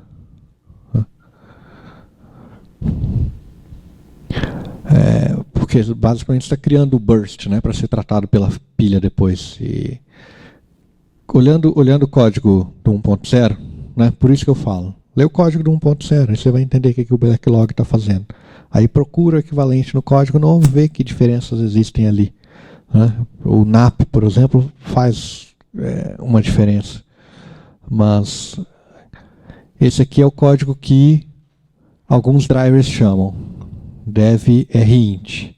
Passa um buff, então aí é alocado um SKB, é o driver que teve preguiça de alocar o SKB ele mesmo, basicamente, porque tem uma outra função que outros drivers chamam, que ele já passa o SKB.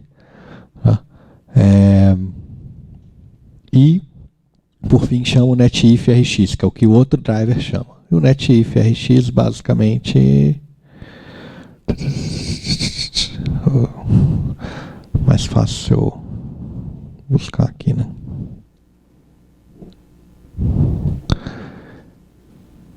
Enfilera no backlog. Tá? E aí, ó, se o backlog é diferente de null, ou seja, chegou algum pacote, ele marca o que antigamente é o bottom half, o equivalente do SoftIRC. Ou seja, nesse caso ele já liga o SoftIRC de imediato. Né? Aí esse bottom half ou SoftIRC ele vai ser acionado geralmente num retorno de uma hard IRC ou no retorno de uma syscall. Tá? Que aí é checado se tem algum SoftIRC ligado e aí chama o tratador de SoftIRC que vai chamar os handlers de SoftIRC. Então, nesse caso aqui um bottom half e aí tem aquele inet bottom half, é ele que pega tudo que está no backlog e joga para fila. Né? Então, ele também, ó, tenta transmitir nessa hora. Né? Que vai ter uma fila também de transmissão. E aqui ele tenta, aqui ele vai desenfileirar do backlog. Vai determinar qual é o tipo de pacote. E, dependendo do tipo de pacote, ele vai encontrar um handler para aquele tipo de pacote. Aqui esse tiver que fazer cópia. E aí eu chamar o func. Né? Então, IP vai ter um func desse. Nesse caso que só tinha IP. A IPv6 vai ter outro func. Né? Então, isso é uma function call ou handler específico de cada protocolo. AF-packet vai ter um func. Então, você vai estar passando para IPv4 e para o AF-packet. E aí ele vai decidir para qual socket de AF-packet que está aberto. Ele vai passar. É isso, basicamente. Que ele vai lá e tenta transmitir de novo depois desse loop. Então, o bottom half basicamente está tentando desenfileirar aqui do backlog, enquanto ele puder desenfileirar. Aí a gente tem que olhar o código do 4.16 para ver, né, cadê o equivalente disso e onde entram esses limites que não existiam nessa época. Aqui, ó, que ele testa. Se o tamanho da fila for, né, um limite que ele estabelece, flow limit, aqui,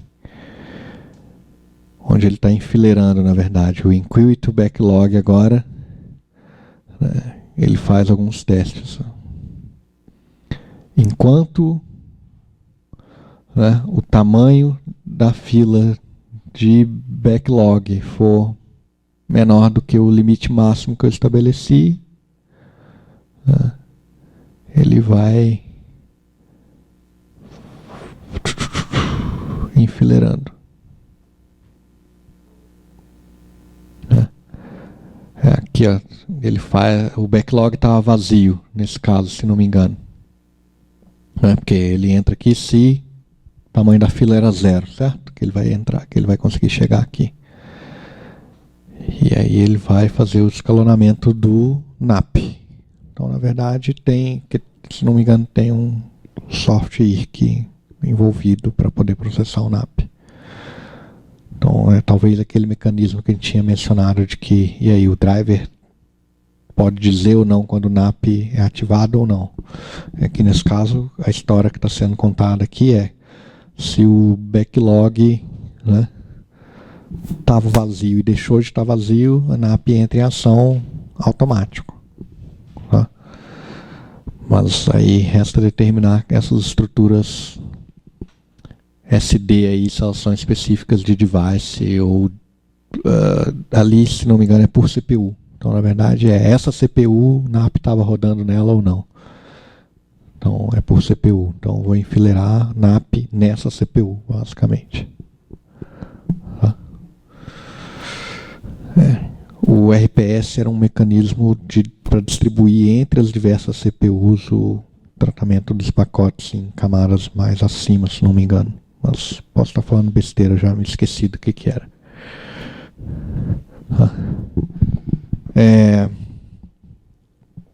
Bem, dá para eu abrir código aí, eu já passei nos slides um exercício que vocês mesmos podem fazer, tem um link para vocês baixarem as versões antigas. Né? Vocês podem contar o número de linhas daqueles drivers que eu mencionei naquele slide. Tá? Então acho que não é tão útil eu mostrar isso aqui agora para vocês, né? Já dei a dica do exercício que vocês podem fazer para poder... Beleza, vou começar por esse driver aqui que é pequeno. Tá? Dica, o 8390, a maioria das linhas é fazendo PAEU. Então, é ilegível. Tá? Não é tão simples de ler assim, eu acho. O loopback é mas a outra dica, volte em kernels mais antigos e veja o tamanho do E100, que talvez não tenha... Vê o E100 no 2.6.12, alguma coisa assim, talvez fosse um driver com menos funcionalidades. Algumas coisas que passaram a vir, como controle de energia, né? Power management, é algo que vai lá e adiciona código no driver. É outro código que você tem que ler e tal. Às vezes é a área que você quer, com a qual você se interessa. Né? O meu primeiro patch foi basicamente Power Management do E100. Tá? Tinha algum problema na hora de fazer KESEC, ele dava pau. Então, consertei. Então, né, com uma ajuda do mantenedor de Power Management. Então, foram os primeiros trabalhos que eu fiz. Trabalho não, né? Fiz por conta própria meu notebook. Eu não conseguia fazer com a exec e a placa de rede parava de funcionar. Então, né, alguma dúvida mais? Não? Tem vários subsistemas que mantêm uma lista de to-dos, assim, para as pessoas ir lá e trabalhar. Sabe dizer se o subsistema de networking tem essa lista, se ela é atualizada? Não, desconheço essa lista. Se ela existe, eu desconheço a existência dela. Mas eu acho que primeiro também, né, estudar um pouco, né, lendo um pouco de código. Escrever driver virtual é meio um projeto para jogar fora, porque já existem vários. Né? Um deles é o VTH, que você cria 2 pontos e era um dos primeiros exercícios do Linux Device Drivers no projeto de redes, era o exercício que se dava. Mas aí ele fazia um flip do bit para fazer algum sentido o roteamento, porque senão você dava o endereço para uma porta, e aí quando, na verdade, como é o próprio endereço, se você estivesse tentando enviar para outra porta que também está configurada no host com outro endereço, como é o endereço da própria máquina, o que o sistema de roteamento fazia era sempre jogar para o loopback. Então o seu driver, na verdade, nunca era exercitado, a não ser a parte de criar o device, dar um app nele e subir a interface, mas a troca de pacotes não era feita.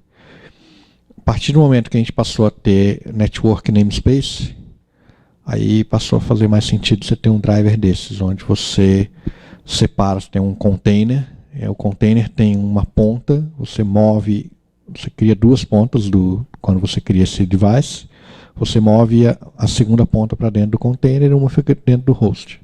E aí faz sentido porque um não enxerga os endereços, as interfaces do outro.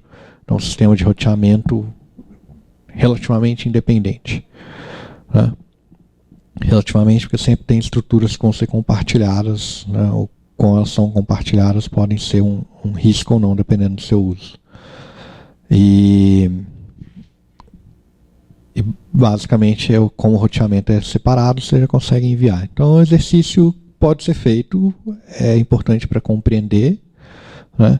Sempre tem a opção de ir no bugzillakernel.org ou no sistema de bugs da sua distro e procurar por bugs de dispositivo de redes. Né? Ou pode conversar com o Maurício, que tem acesso a alguns bugs, né? Que talvez tenham sido clonados para algum Bugzilla aberto, né?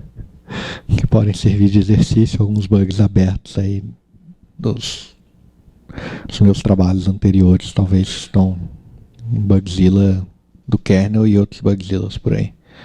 Né? Sempre rode o RC e faça todo tipo de teste que você vai encontrar algum bug. Né? Não em redes especificamente, mas alguns dos meus pets foram assim.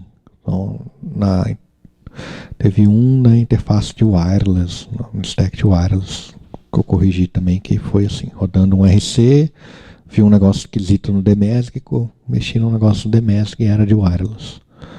Né? Então, tem to-do, fix-me, coisa parecida no próprio código, como comentário. Mas algumas vezes são coisas muito antigas, então tem que se observar quanto tempo aquilo está ali e ver se faz mesmo sentido, se aquele comentário ainda faz sentido, para fazer alguma correção. Se não, alguns dos exercícios que eu passei aí é mais também para entender, compreender, né, a stack. Por exemplo, criar um túnel ou algum outro tipo de driver usando TAP. Né, criar fazer a comunicação via EOCTL ou Netlink para poder fazer algum tipo de configuração. Uma das ferramentas é a ETH2. Né? E qual outro exercício eu cheguei a mencionar que poderia ser feito?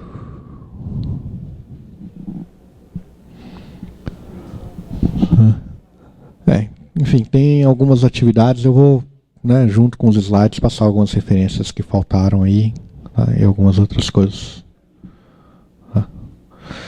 Então, agradeço pela atenção de vocês aí. Então, eu estou na lista, assino a lista lá, então qualquer dúvida, mande alguma coisa lá, algum colega responde, senão eu dou uma olhadinha também. Então, obrigado.